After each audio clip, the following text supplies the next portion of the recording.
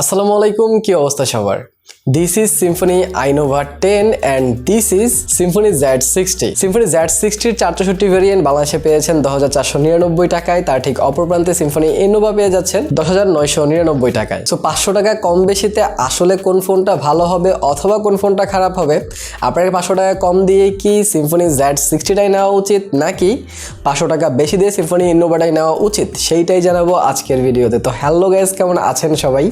আমি রবিন, আপনাদের সাথে বাড়ি। তো চলুন শুরু করা যায়। সো আনবক্সিং এক্সপিরিয়েন্সের কথা বলে দুইটারই কিন্তু আনবক্সিং এক্সপিরিয়েন্স সেম ছিল। দুইটাতেই 18 ওয়াটের ফাস্ট চার্জিং থেকে শুরু করে যতগুলা জিনিস একটা বক্সে থাকা উচিত সবগুলাই পেয়ে যাচ্ছেন। বাট ইনোভাতে কিন্তু আপনারা একটা ব্যাক কভার পেয়ে যাচ্ছেন যেটা কিন্তু একটু ভালো কোয়ালিটির, সেইটা Z60তে মিসিং আছে। এছাড়া যদি আমরা প্রথমে ডিজাইন নিয়ে কথা বলি তাহলে ডিজাইন কিন্তু আপনাদের পার্সোনাল প্রেফারেন্স, বাট আমি যদি একটা পিক করি তাহলে আমি ডেফিনেটলি এইখানে Z60 পিক করব। বিকজ অফ Z60তেও কিন্তু আপনারা ব্যাক প্যানেলে গ্লাস পেয়ে যাচ্ছেন অ্যান্ড ইনোভাতেও ব্যাক প্যানেলে গ্লাস দেওয়া হয়েছে। কিন্তু সাইড প্যানেলের কথা যদি বলি তাহলে কিন্তু Z60 বেশি প্রিমিয়াম লাগে যদি আমরা ইনোভার সাথে কম্পেয়ার করি। তারপর ডিজাইন আপনাদের পার্সোনাল প্রেফারেন্স, যার কাছে যে ডিজাইনটা ভালো লাগে সে কিন্তু সেইটাই নিতে পারেন। এছাড়া যদি আমরা পোর্টস অ্যান্ড বাটনের কথা বলি তাহলে পোর্টস অ্যান্ড বাটন কিন্তু অলমোস্ট সেমই দেওয়া হয়েছে। দুটোতে আপনারা বটম সাইডে একটা স্পিকার গ্রিল, একটা মাইক্রোফোন, একটা USB type C port and একটা হেডফোন জ্যাক পেয়ে যাচ্ছেন। অ্যান্ড হেডফোন জ্যাক অনেক ইম্পর্টেন্ট। এছাড়া রাইট সাইডে দুটাতেই কিন্তু আপনারা volume rocker and power button পেয়ে যাচ্ছেন। তার সাথে পাওয়ার বাটনে দুইটাতেই ইন্টিগ্রেট করে দেওয়া হয়েছে ফিঙ্গারপ্রিন্ট সেন্সর। দুইটার ফিঙ্গারপ্রিন্ট সেন্সর নিয়ে যদি কথা বলি তাহলে ইনোভার ফিঙ্গারপ্রিন্ট সেন্সরটাও কিন্তু মোটামুটি ভালো ফাস্ট ছিল। এই বাজেট অনুযায়ী আমি স্যাটিসফাইড। তার ঠিক অপর প্রান্তে Z60-র ফিঙ্গারপ্রিন্ট সেন্সরও কিন্তু অনেক ফাস্ট ছিল, ওইটাতেও কিন্তু আমি স্যাটিসফাইড অ্যান্ড অ্যাকুরেটও ছিল কিন্তু দুইটার ফিঙ্গারপ্রিন্টে। এছাড়া লেফট সাইডে দুটাতে আপনারা কমপ্লিট সিম ট্রে পেয়ে যাচ্ছেন, যেহেতু দুটো সিম কার্ডের পাশাপাশি একটা মেমোরি কার্ড ইউজ করতে পারবেন। বাট টপ সাইডে যেখানে Z60তে আপনারা একটা সেকেন্ডারি নয়েজ ক্যান্সেলেশন মাইক পেয়ে যাচ্ছেন, তার ঠিক অপর প্রান্তে ইনোভা 10-এ এখানে কোনো নয়েজ ক্যান্সেলেশন মাইক দেওয়া হয়নি। সো এই দিক থেকেও কিন্তু খানিকটা এগিয়ে থাকবে Symphony Z60। সো এবার যদি আমরা ডিসপ্লে নিয়ে কথা বলি তাহলে দুটাতেই কিন্তু ফ্রন্ট সাইডে 6.6 ইঞ্চির একটি IPS HD প্লাস রেজুলেশনের ডিসপ্লে পেয়ে যাচ্ছেন। অ্যান্ড দুইটার কালার অ্যাকুরেসি কিন্তু অনেক ভালো ছিল, অ্যাঙ্গেল ভিউ অনেক ভালো ছিল। কন্টেন্ট ওয়াচ করে আপনারা অনেক স্যাটিসফ্যাকশন পাবেন। আউটডোর ইনডোরে দুইখানেই আপনারা খুব ভালোভাবে দেখতে পাবেন। বাট ডিরেক্ট সানলাইটে দুইটার ডিসপ্লে ভিজিবলেই খানিকটা প্রবলেম আপনাদের পড়তে হবে। কিন্তু এইখানে এই দুইটাকে আলাদা করেছে 90 হার্জের রিফ্রেশ রেট।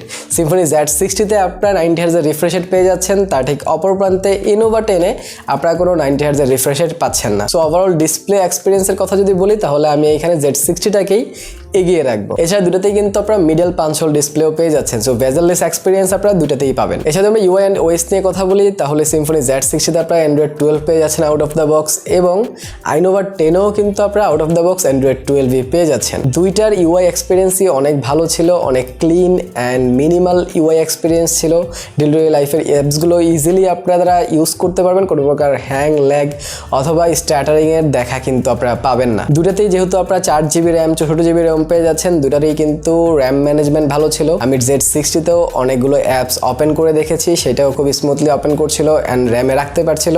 তার ঠিক অপর প্রান্তে ইনোভা 10-এও কিন্তু আমি খুব ভালো র্যাম ম্যানেজমেন্ট পেয়েছি। কিন্তু দুইটাতে পারফরমেন্স সেকশনে কিন্তু পার্থক্য রয়েছে। Symphony Z60তে আপনারা প্রসেসর হিসেবে পেয়েছেন ইউনিসকেট T606 এই প্রসেসরটি, তার ঠিক অপর প্রান্তে ইনোভা 10-এ আপনারা পেয়েছেন Helio G35। ডেফিনেটলি দুইটা যদি আপনারা ডিরেক্টলি কম্পেয়ার করেন Helio G35 খানিকটা এগিয়ে থাকবে, অ্যান্ড এই কারণেই আমি কিন্তু ইনোভা 10-এ গেমিং এক্সপিরিয়েন্স ভালো পেয়েছি। সো আগের সবগুলো জিনিসই কিন্তু Z60 এগিয়ে ছিল, বাট এই একটা জায়গা পারফরমেন্স সেকশন, এইখানে কিন্তু আপনার ইনোভা 10 একটু এগিয়ে থাকবে। সো আপনাদের মধ্যে অনেকেই হয়তো আছেন যারা আগে একটা ডিসিশন নিয়েছিলেন, এখন কিন্তু ডিসিশনটা চেঞ্জ হয়েছে, আমার এইটাই মনে হচ্ছে। সো ইনোভা 10-এ আমি অনেকক্ষণ ফ্রি ফায়ার খেলেছি অ্যান্ড ফ্রি ফায়ারের এক্সপিরিয়েন্স কিন্তু ভালো ছিল, অ্যান্ড Z60-র এক্সপিরিয়েন্সও কিন্তু খারাপ ছিল না, কিন্তু ডেফিনেটলি ইনোভা 10-এ একটু বেটার ছিল। অ্যান্ড ইনোভা 10-এ আমি সাবওয়ে সার্ফাসও খেলেছি অনেকক্ষণ, সেটাও খুব ভালোভাবে খেলা যাচ্ছিল। ইভেন আমি এটাতে কিন্তু স্ম্যাশ হিটও খেলেছি, অ্যান্ড স্ম্যাশ হিটও খুব ভালোভাবে খেলা যাচ্ছিল, কোনো প্রকার ল্যাগ বা স্ট্যাটারিংয়ের দেখা আমি পাইনি, খুব স্মুথলি প্লে হচ্ছিল ইনোভা 10-এর গেমগুলো। তার ঠিক অপর প্রান্তে আমি Z60তেও অনেকক্ষণ ফ্রি ফায়ার খেলেছি অ্যান্ড ফ্রি ফায়ার এক্সপিরিয়েন্স মোটামুটি ভালোই ছিল। হালকা পাতলা স্ট্যাটারিং বা ল্যাগের দেখা পাবেন আপনারা, বাট খুবই কম এই প্রসেসর কম্পেয়ার করলেও। সো এছাড়াও আমি ছোটো যে গেমগুলো আছে সাবওয়ে সার্ফাস অ্যান্ড স্ম্যাশ হিট, এগুলোও কিন্তু আমি Z60তে খেলেছি। পেরেছি অ্যান্ড Z60 সেটাকে ভালোভাবেই হ্যান্ডেল করেছে, বাট ডেফিনেটলি যদি আমি ডিরেক্ট কম্পেয়ার করি তাহলে এখানে innova 10 একটু এগিয়ে থাকবে Symphony Z60 এর চেয়ে। সো পারফরমেন্স সেকশনে এখানে খানিকটা এগিয়ে গেছে Symphony innova 10। এছাড়া যদি আমরা ক্যামেরা সেকশনে আসি তাহলে দুটাতেই আপনারা মেন সেন্সর হিসেবে পেয়ে যাচ্ছেন 52 মেগাপিক্সেল, বাট Z60 তে যেখানে আপনারা একটা সেন্সর পাচ্ছেন 2 মেগাপিক্সেলের, তার ঠিক অপর প্রান্তে innova 10 এ আপনারা আরো দুইটা এক্সট্রা সেন্সর পেয়ে যাচ্ছেন। সো innova 10 এ আপনারা তিনটা ক্যামেরা পেয়ে যাচ্ছেন অ্যান্ড Z60 তে আপনারা রিয়ারে পেয়ে যাচ্ছেন দুইটা ক্যামেরা, দুইটারই ফ্রন্ট ক্যামেরা 8 মেগাপিক্সেল। এছাড়া যদি আমি Symphony Z60 এর পিকচার কোয়ালিটি আপনাদের সাথে শেয়ার করি, আপনারা তো দেখতে পাচ্ছেন যে আউটডোরে এটা কিরকম পিকচার তোলে। আউটডোরে বেশ কিছু ভালো ভালো ছবি কিন্তু ক্যাপচার করছিল, আমার কাছে পার্সোনালি পছন্দ হয়েছে। অ্যান্ড ইনডোরের পিকচারের কথাও যদি বলি, ইনডোরেও কিন্তু ভালো ভালো ছবি ক্যাপচার করছিল। এছাড়া আমি বেশ কিছু সেলফিও তুলেছি, সেগুলো আমি দিচ্ছি, আপনারা দেখতে পারেন যে সেলফি কোয়ালিটিও এইখানে কেমন। এছাড়া যদি আমি Symphony innova 10 এর পিকচার কোয়ালিটি শেয়ার করি তাহলে ডে লাইটে আপনারা অবশ্যই দেখতে পাচ্ছেন যে কিরকম ছবি তোলে। অ্যান্ড ডে লাইটের ছবিগুলো আমার কাছে অবশ্যই ভালো লেগেছে, যে 52 মেগাপিক্সেল। সো ক্যামেরা দুইটার সাথে যদি কম্পেয়ার করি তাহলে অনেকটাই নেক টু নেক পারফর্ম করবে দুইটাই। ইভেন ইনডোরেও কিন্তু দুইটা সেম পারফরমেন্সই করে, কিন্তু innova 10 এ যেখানে মাইক্রো লেন্স পেয়ে যাচ্ছেন আপনারা, যেহেতু দুইটা সেন্সর এক্সট্রা পাচ্ছেন, সো ডেফিনেটলি সেটা তো একটা অবশ্যই অ্যাডভান্টেজ। এবং তার সাথে আমি বেশ কিছু সেলফিও তুলেছি অ্যান্ড সেলফিগুলোও দিচ্ছি, আপনারা দেখতে পারেন ফ্রন্ট ক্যামেরার কোয়ালিটি কেমন পাচ্ছেন। এছাড়া যদি ব্যাটারি নিয়ে কথা বলি তাহলে Symphony Z60 তে আপনারা 5000 এমপিআর ব্যাটারি পেয়ে যাচ্ছেন অ্যান্ড Symphony innova 10 এ আপনারা পেয়ে যাচ্ছেন 5050 এমপিআর ব্যাটারি।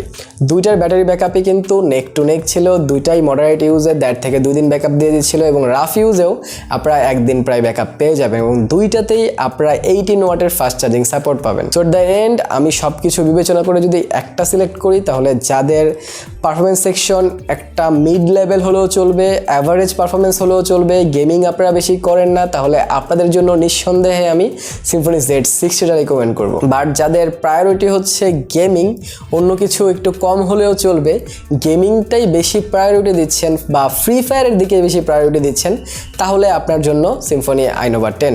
সো আপনারা হয়তো বুঝতে পেরেছেন কোনটা আপনার জন্য ভালো হবে।